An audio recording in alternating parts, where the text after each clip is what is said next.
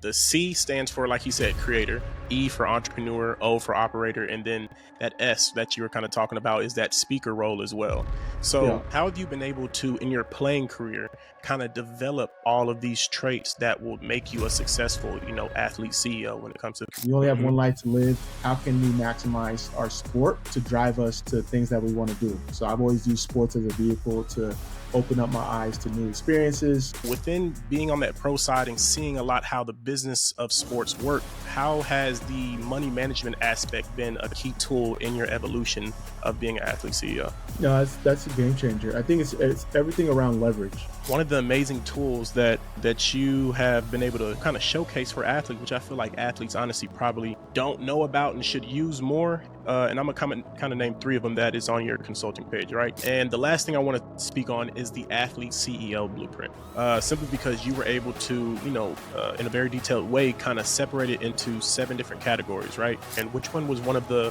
most important ones to build for you in the athlete CEO blueprint? The sport, because we talk about athlete and all the things that you can do, athlete and more than the athlete CEO. The number one thing that stays in is athlete. What's going on, and welcome to another edition of Athletes Wisdom Podcast. I'm your host and creator, Alexander. In this podcast, we go over how to build a brand, how to be successful as an athlete, and how to make sure you're monetizing your own name, image, and likeness.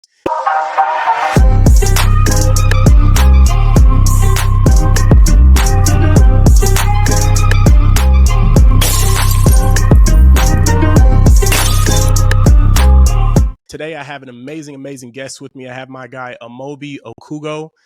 This guy is, for one, a former soccer player or football, depending on what part of the world you stem from.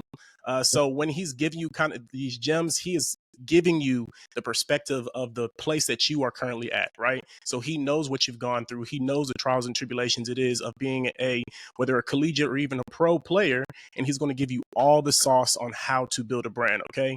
This guy is also a founder of Athlete CEO and of Serve Consulting, right? So he makes sure that he's doing the necessary work that is going to make sure you're building a brand successfully. What's going on, Amobi? How you feeling? No, I appreciate you, Alex, man. It's been a pleasure. Long time been able to link up, but finally making this happen. So thanks for giving me this space to, share my journey, and looking forward to being on your podcast. Most def. I definitely appreciate you taking the time, man. So for the people who are not really familiar with you, right, just kind of give a quick background of who Amobi is, kind of how you started and why you serve, who you serve and why you serve them. Yeah, most definitely. Yeah. So obviously I'm Amobi Okugo, first generation Nigerian American, former professional soccer player now. I'm still getting used to saying that, but former professional soccer player turned athlete, entrepreneur, and creator. Essentially, my goal is to help facilitate leverage through content, partnerships, and strategy. We're all about trying to make impact through connection. And that's essentially what I do now across sports business, marketing, anything, just trying to help athletes become enterprises and help brands with their go-to-market strategy. I love it. So I know, you've recently kind of made that pivot from, athlete to full-time athlete entrepreneur. So how has that transition been for you? And what about your playing career has prepared you the most to pivot to the entrepreneurship world? No, that's a great point. I think for me, the biggest transition is just like routines. When you're an athlete, your routine is already set in stone. You have your practice, you have your games. So now it's like when I like to say, like when you're in your second game, I have to build out my own routines. So always making sure my health and wealth is important, and not just wealth from the standpoint of money, but your wellness. What does that look like? The value of your relationships, your family, your personal time. So making sure I set boundaries and time for that, and then essentially then you got to set up time for work, because not only you're getting paid for performance, but you're getting paid to show up. You're getting paid. You got to eat what you kill in this entrepreneurship space. So it's really around setting daily goals to ultimately have those small wins to lead to big results. I love it. So I know that you were really you had that entrepreneurial mindset even before, you kind of stopped playing. So when did you partner up with your partner and start, both the Serve Consulting and the Athlete CEO? No, I appreciate that. So I originally started a frugal athlete. back in 2016. So that was like my first step into entrepreneurship while I was playing. And it wasn't until my last stop in Austin is when I linked up with my business partner, Adrian Camargo, just a great gentleman, one of the smartest guys that I know personally. And we really worked well together. So originally he came on to support my efforts with the Frugal Athlete. Mm-hmm. And we just had a lot of synergy, and we had a vision of what he wanted to do, what I wanted to do. And luckily our visions matched, and we just decided to start Surf Consulting. Within that, we realized there was like a lot of overlap with some of the properties that we were like starting, Mm-hmm. namely a Frugal Athlete and this Athlete CEO moniker, which I'm sure we'll get into in a little bit. And so instead of just trying to do separate lanes, we just merged everything into one lane. So a Frugal Athlete is under Athlete CEO, and Athlete CEO is our moniker because we think every athlete is an enterprise if they follow our Athlete CEO framework. You know, you can be an athlete creator, an athlete entrepreneur, or an Mm-hmm. athlete operator. It even expands to even an athlete speaker. And if you cover those four monikers, you'll eventually, or you're already an enterprise, but we can help you through that way. So that's the term we've coined, and now we're building out our platform with Athlete CEO at the forefront. But Mm-hmm. underneath that, you have a Frugal Athlete, and you have some other properties that we have yet to let live. But that's kind of how we're going about it. And I love how you were able to kind of, create that acronym with CEO or CEOs, right? With Yeah. the, like you said, and you Oh, kind of I'm all touched on about it acronyms, for, man. and for the Yeah. people who didn't pick up on it, right? The athlete CEO or CEOs, right? Depending on how you say it. Uh, the C stands for, like you said, creator. E for entrepreneur, O for operator, and then that S that you were kind of talking about is that speaker role as well. Yeah. So, how have you been able to, in your playing career, kind of develop all of these traits that will make you a successful, athlete CEO when it comes to the creator, the entrepreneur, the operator, and the speaker? Because I know sometimes, there are certain things that you will learn, right, just from playing the sport that will transition over. And there are certain things that you might not, as easily learn or might not be as readily available just because they don't always overlap. So how are you able to kind of build those skill sets to create athlete CEO? No, it's a great question. I think for me personally, because I take pride in being a multi hyphenate. Like I'm jack of all trades, and a lot of people say jack of all trades, master of none. But I Mm-hmm. always follow up with jack of all trades, master of none, but oftentimes better than a master of one, because Yeah, that's I the like that. original quote. Mm-hmm. But so I innately was always trying to do a lot. We only have Mm-hmm. one life to live. How can we maximize our sport to drive us to things that we want to do? So I've always used sports as a vehicle to open up my eyes to new experiences, new learnings, different insights, and just innately, by force through sports, I've been able to do a little bit of each of those things that we talked about in the athlete Mm-hmm. CEOs framework. So, for example, speaking, we've done public speaking, we've done interviews, we've done appearances, we've done different things where we've had to tell our story. Mm-hmm. So, speaker, if you don't like speaker, storyteller, whatever, we've innately had to do that in our career. When it comes to operator, you have to operate your routine, dealing with your family, dealing with your friends, dealing with your social life, following a game plan, following a playbook, reviewing film. That's stuff that can translate into the corporate space when you're an operator in whatever position. It could be project Mm-hmm. manager, product manager, customer relations, whatever that is. Entrepreneur, the life skills that you learn from sports, team building, taking a game plan, working within a team from preseason all the way to end of the season, and then going Mm-hmm. again year after year. Uh, Emotional intelligence, how to like take information from a coach, apply it to the game, how to take information that you don't like and reverse it. So negotiation, like with your eight. So that's entrepreneurship right there. And then Mm-hmm. creator, we're role models whether we like it or not. So how are you creating an image? How are you creating your brand? How are you creating digitally? How are you getting your name out there? How are you dealing with brand partnerships? So innately, you have all these skills from sports. The greatest teacher in the world is sports. How do you translate it and apply it to whatever it is that you want to do next? More importantly, while you're playing, because you can never play forever. So how Mm-hmm. can you use sports to identify the athlete CEO framework? And I love that you explain all that well, but especially how you kind of wrapped it up at the end and kind of package it simply because I always I stress this with all the athletes that I represent, right?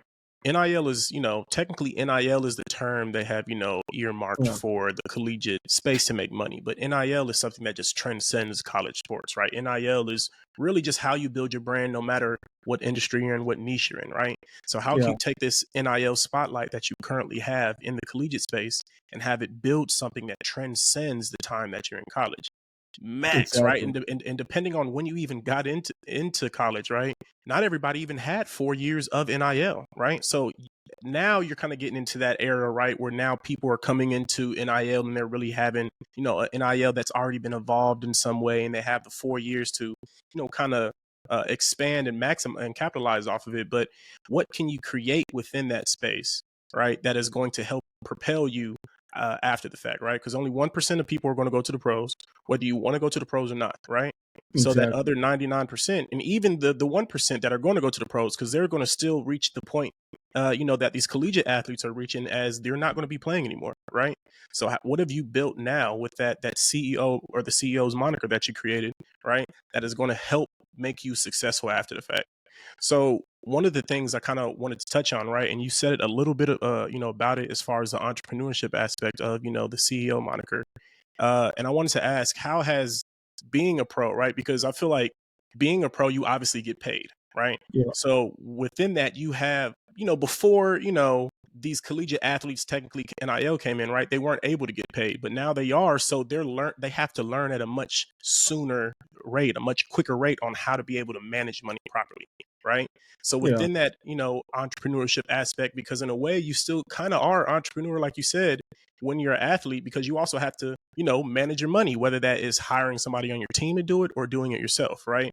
So within being on that pro side and seeing a lot how the business of sports work, how has the money management aspect been a key tool in your evolution of being an athlete CEO? No, that's a game changer. I think it's everything around leverage. When you have a better understanding of, how your money works, it gives you leverage to make better and smarter decisions and not forced or rushed decisions.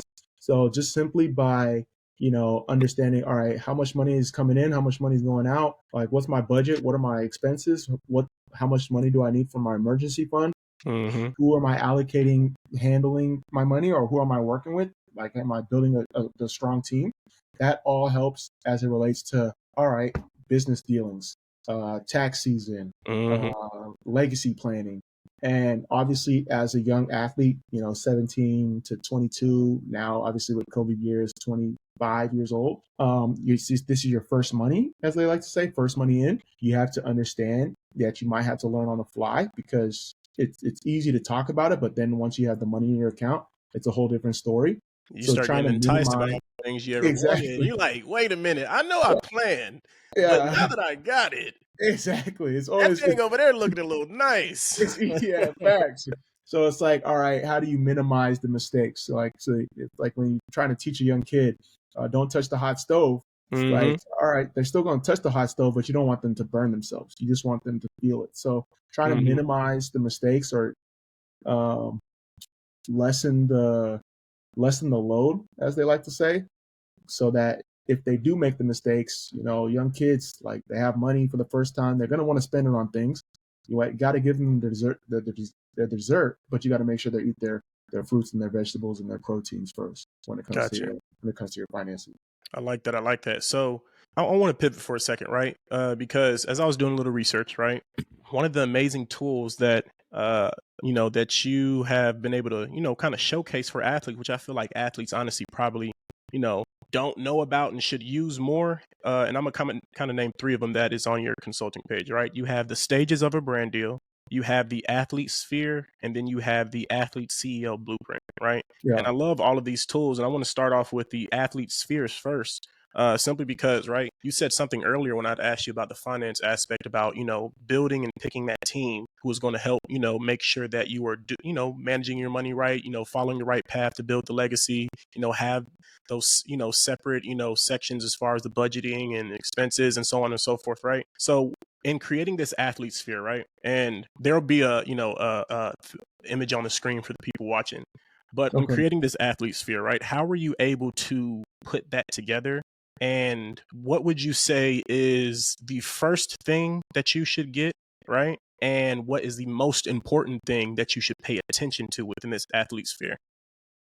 Oh, man, that's tough, man, because it really just depends on your personal like preference and your personal needs. So Mm-hmm. for me, I would say either an accountant or an admin, and that's just to Mm, help everything from the back end. Got to understand how your money's working, like depending on how you're making money, where you're making money. An accountant helps, mm. and admin keeps that all together. So those are like, if I were to do it all over again, I'd make sure that's one of my first two hires: an accountant or an admin. Now, when you say admin, right? What like just kind of name like 3 to 5 main things that that admin would do for that athlete.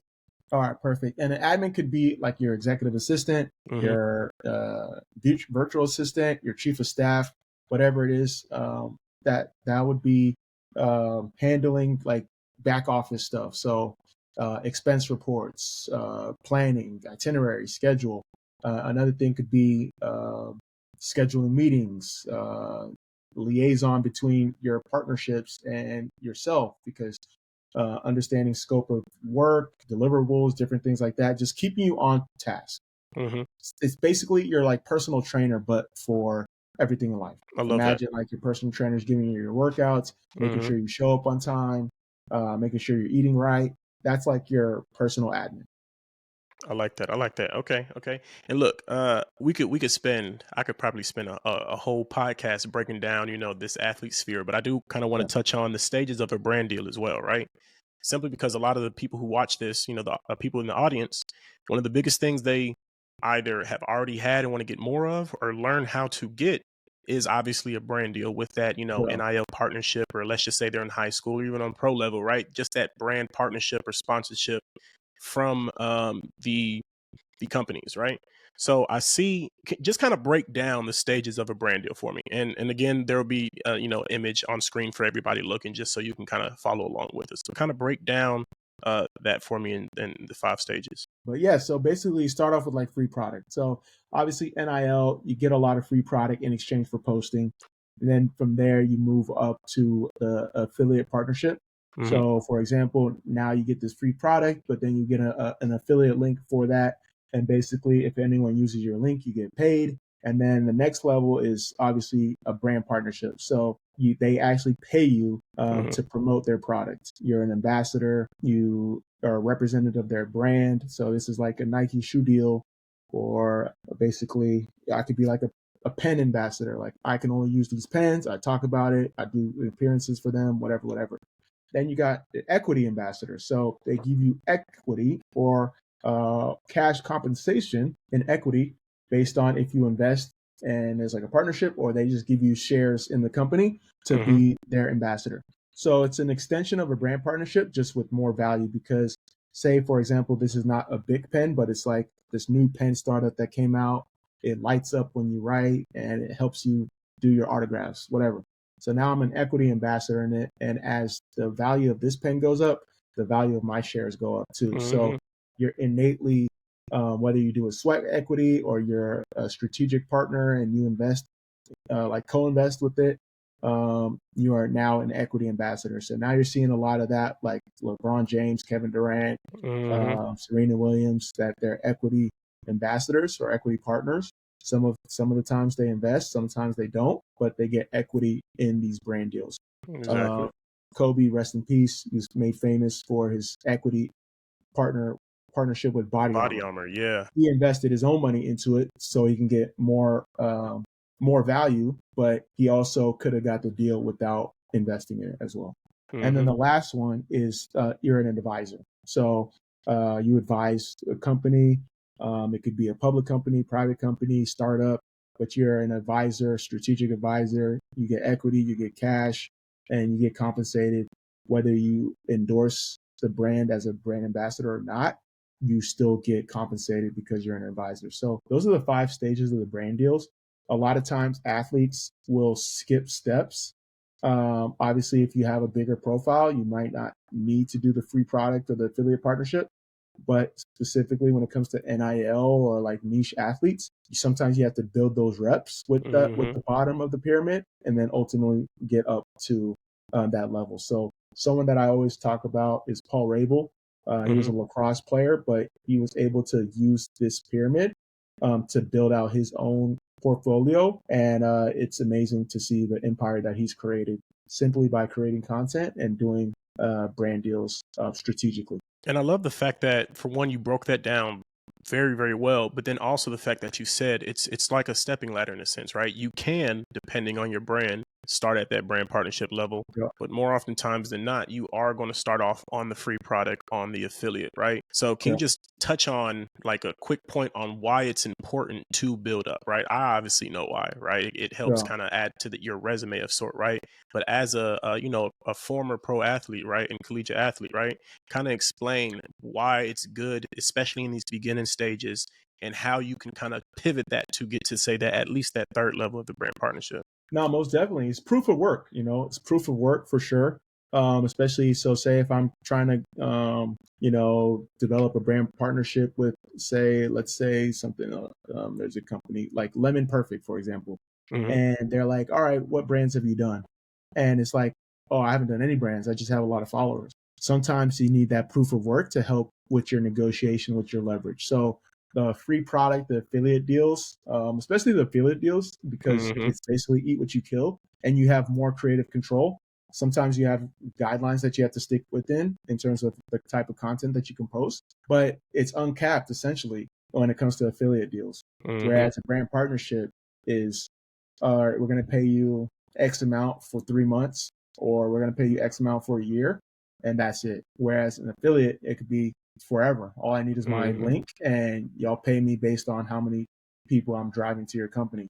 And now I can Exactly. take that information and apply it to either, I want, say, I do it for skills ladders. Like I show content about how I build quick feet using skills ladders.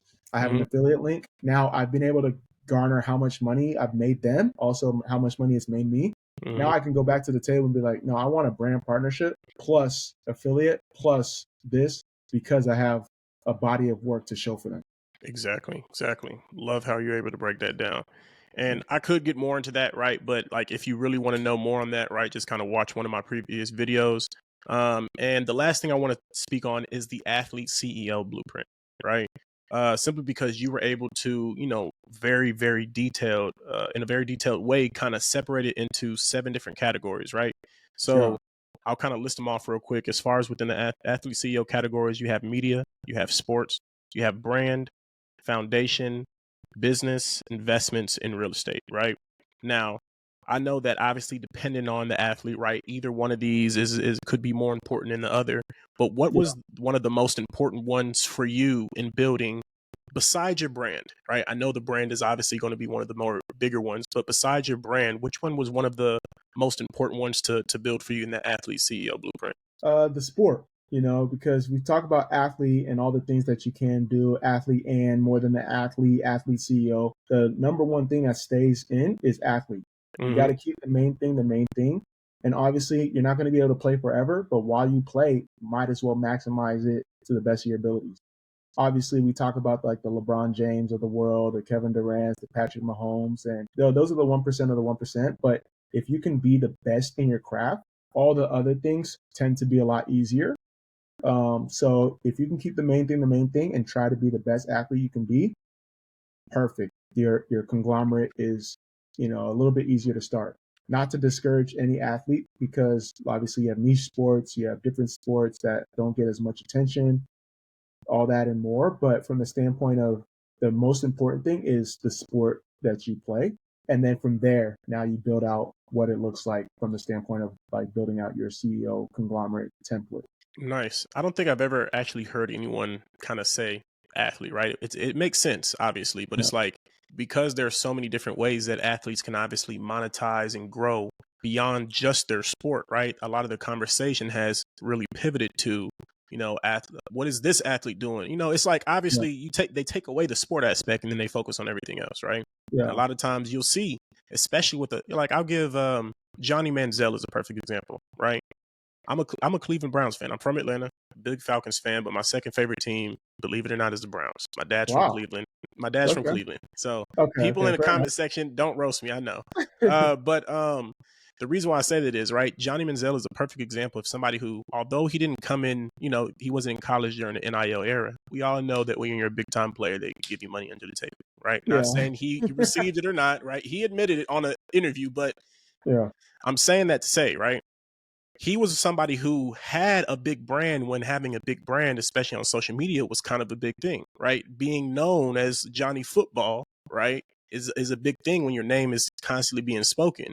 But right when Yeah. he got to the pros, he focused on everything else except the sport, right? And then obviously when he first got in, he had all these deals, but then once he focused on everything besides the sport, he didn't watch film, right? He wasn't a student of the game. He literally had all those deals dwindle. He continuously got arrested, right?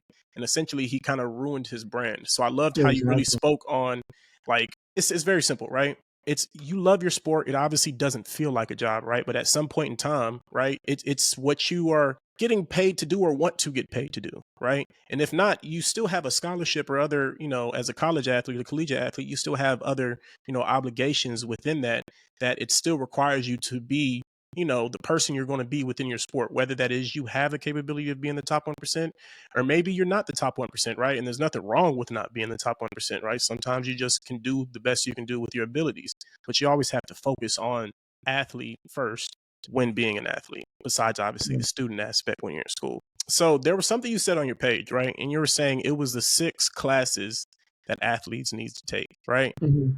And I was taking notes, I'll be honest, but Oh, no, appreciate that. it cut off after the 4th class, right? We So just we just, just posted the second one today. oh, for real? Okay, Yeah, okay, okay. just trying So to entice players. see, Yeah, look, trying. look, it's good because it had me asking. I'm like, okay, what's class 5 and 6, right? So I want you to kind of just run down for the people in our audience who haven't had the chance to see that video, right? What kind of go over those 6 classes and why they are important. Most definitely. So first and foremost, I would say public speaking class. Mm-hmm. The better you can eloquently get your point across, the better you can get opportunities. The more opportunities will come your way. It doesn't matter if it's speaking engagements or it's selling a product or open up doors to opportunities. The better you can communicate is a game changer. So that's number one. Sales. You got to learn how to sell. Sales is probably the number one tool that you need in life. It translates across the board. Mm-hmm. If you're in real estate, tech, whatever it is, sales helps. And understanding sales and a sales cycle and CRM and all that is important.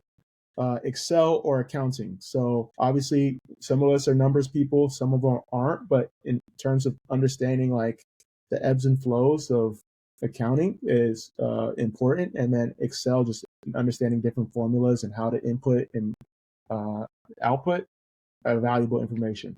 Number 4, negotiation. You got to Mm-hmm. be able to understand how to negotiate on your own behalf, whether it's for clients that you work with or yourself. Negotiation is paramount. Is how you understand people, how you understand contracts. Negotiation is next level. Project management. You got to see a project from A to Z, how to take it through the conveyor belt. It's super valuable. So I would highly recommend a project management class. What was the last one that I had? I don't know. I haven't seen it yet. Oh, That's you on haven't that's on seen the it yet? second video. I got you real quick. 1 second. Look, like I said, I'm taking notes, y'all. Look, I may be hosting podcasts, but I still take notes, I right? love that. Student of the game. So I said project management. I said Excel or accounting. I said negotiation. I said Sales and public speaking. sales, public speaking. Oh, and then the last one, digital media. How do you represent yourself from a digital media landscape? So LinkedIn, YouTube, Instagram, TikTok, Snapchat, whatever new one's coming out. Just understanding how you can present yourself from a digital media landscape will allow you to level up. I like that. So I want to touch on like building the brand aspect for a second, right? And I want to tie this a little bit back into that the athlete CEO blueprint that I spoke about Okay. earlier.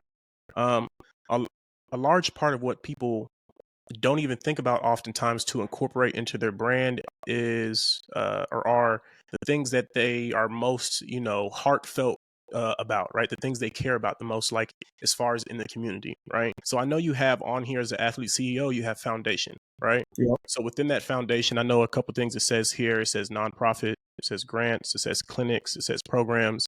And I know sometimes as far as some of the work that you can do for your foundation or with your foundation, that also can be, volunteer work, helping in the community, just kind of depending on that, right? So Right. how important has that been in building your brand, right? Because I know it obviously comes from the heart, right? It's something you care about, but oftentimes people can sometimes feel cringe, filming and making content about the things that, they just feel as if it's the natural thing to do, right? So how important Yeah. has that been in building that brand and making sure that you kind of document that process as well?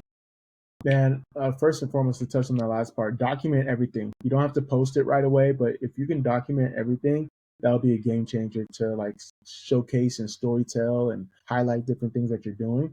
From the standpoint of the foundation, um, you don't have to have your own foundation. You don't have to build the next Boys and Girls Club, but Mm-hmm. if you can showcase like the social impact and the community aspect of what you're doing, um, and always give back, like that's the circle of life. It allows you to not only connect with your audience a little bit more, give back, which I've never heard someone getting poor by giving back. So Exactly.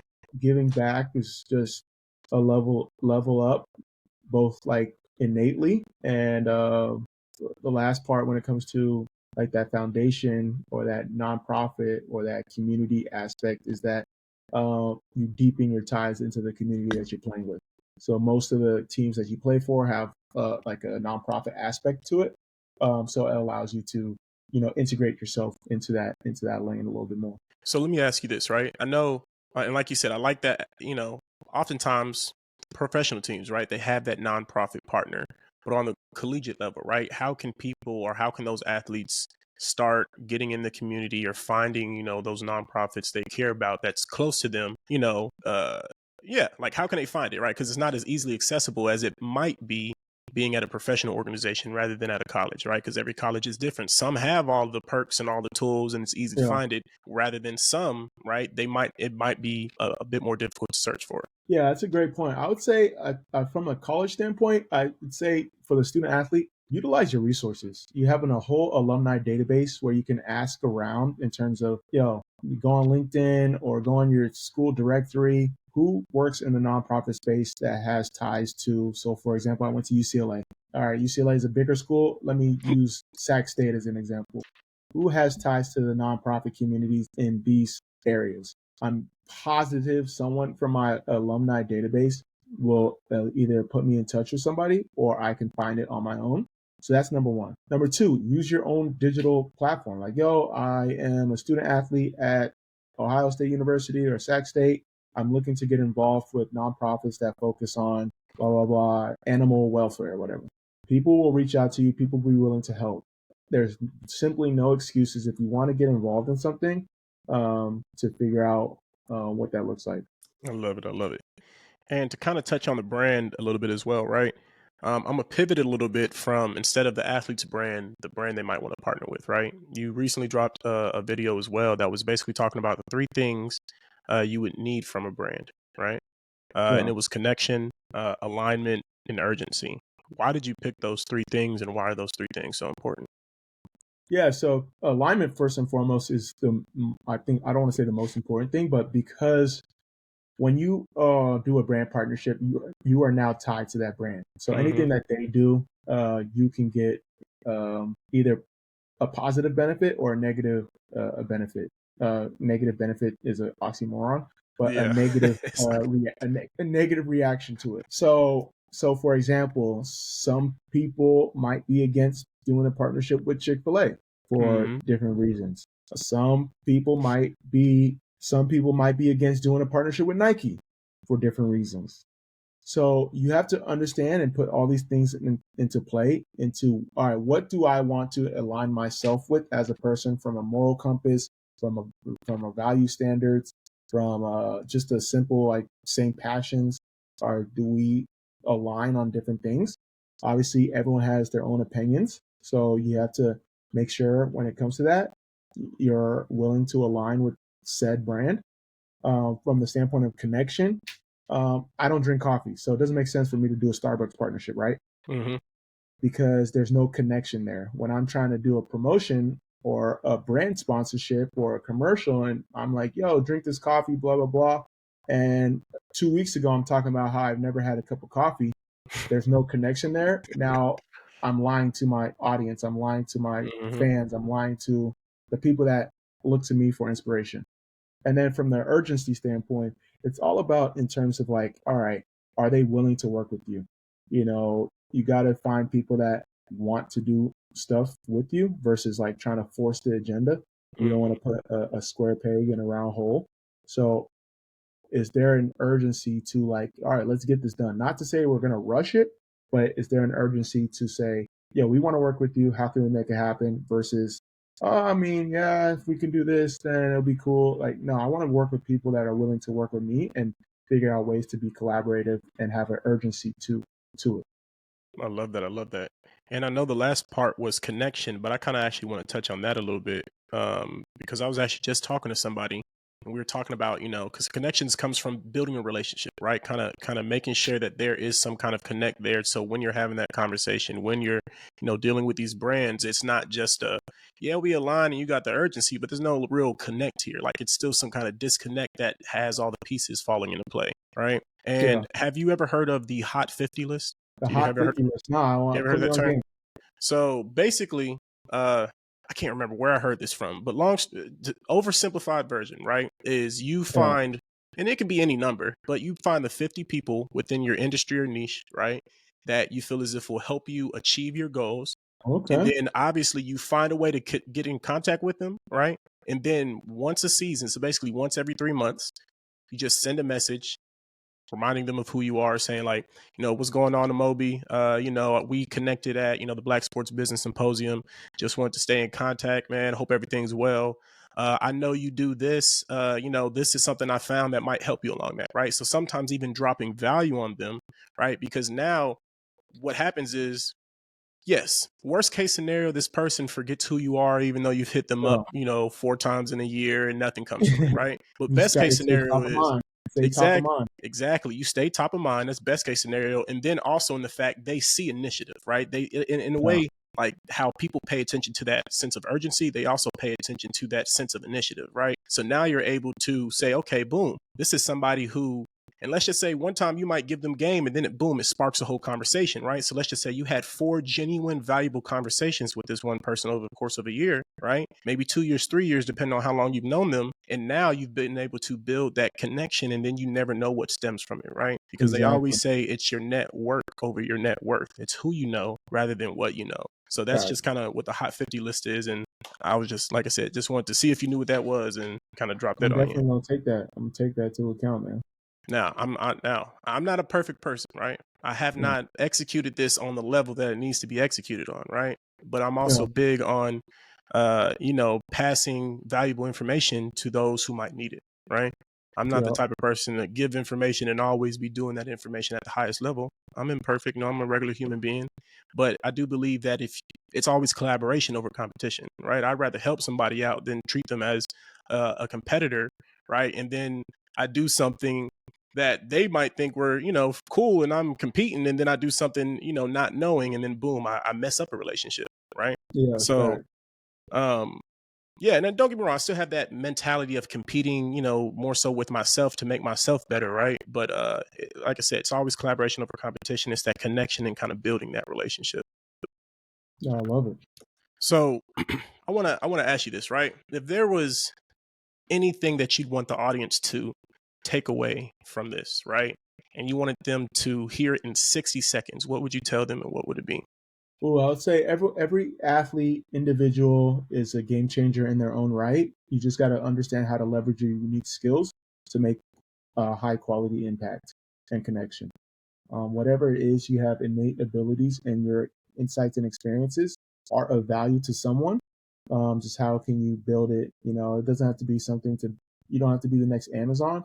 You don't have to be the next Tesla, but there's something that of value with your unique skills and experience and insights that people can connect with and people will be impacted by. So how do you leverage that for opportunities? I love it. I love it. And go ahead and let everybody know where they can follow you at on if they wanted to, ask you questions or, maybe even utilize your services in the future. Oh man, I appreciate you for giving me a platform. So yeah, I'm Amobi Okugo. You can find me on all platforms, mainly LinkedIn at Amobi Okugo. On socials, Amobi Says, AMOBISAYS. Check out athlete_CEO for all information around athletes and their entrepreneurship and business ventures and insights.